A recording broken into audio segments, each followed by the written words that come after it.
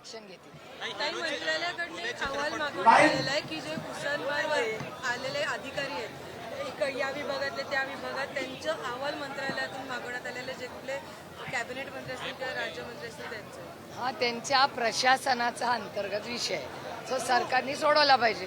फुले चित्रपट जो येतोय तो आज रिलीज होणार होता, तो आता 25ला होता आणि त्याला विरोध होताना पाहायला मिळते. आज प्रकाश आंबेडकर सुद्धा त्या विरोधात आंदोलन करतात. काही सीन आहेत ते सुद्धा त्यातले कट केलेले आहेत. मला फारशी त्या सिनेमाची माहिती नाही, पण आत्ताच माननीय भुजबळ साहेबांना मी भेटले.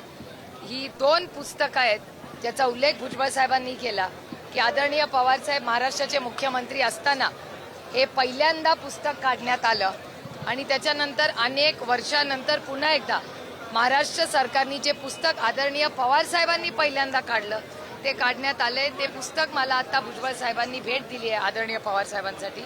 मी भुजबळ साहेबांचे मनपूर्वक आभार मानते की आदरणीय पवार साहेबांसाठी त्यांनी ही एवढी प्रेमाची भेट दिलेली आहे आणि माझा विश्वास आहे की हे पुस्तक हे शेवटच्या महाराष्ट्रातल्या नवीन पिढीच्या मुलामुलींपर्यंत पोहोचवणं, हा विचार पोहोचवण्याची जबाबदारी आज तुमच्या आणि माझ्यावर आहे. बनेश्वरच्या रस्त्याबद्दल स्वतः अजित पवार म्हणले की माझ्या बहिणीला पण आता उपोषणाची वेळ येणार नाही, लवकरच त्याला निधी दिला जाईल आणि रस्ता जो आहे तो. नाही, मी महाराष्ट्र सरकारचे आणि प्रशासनाचे आभार मानते, कारण हा विषय काही राजकीय नाही, माझ्यासाठी तर नाहीच, आमचा श्रद्धेचा विषय आहे.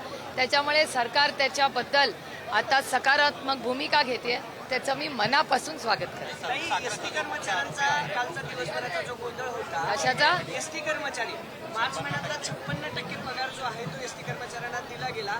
त्यानंतर आंदोलनं जे आहे ते राज्यभर झाली, राज्यभर संताप व्यक्त केला. उशिरा असे कळते की बातम्या आणि सगळ्यामध्ये 44% पुन्हा द्यायचं ठरवले. सरकारनं हे आधीच करायला हवं होतं असं वाटतं. अर्थातच माझी सरकारला विनम्र विनंती आहे की जो गरीब आहे, जो कष्ट करणार आहे, त्या गरीब कष्ट करणाऱ्यांना न्याय हा मिळालाच पाहिजे आणि हे सरकार आहे. तर अर्थातच कुठल्याही कष्ट करणाऱ्यातल्या व्यक्तीला, नागरिकाला त्याच्या हक्काच्या पगारासाठी आंदोलन करू देऊ नका अशी माझी विनंती आहे सरकारला.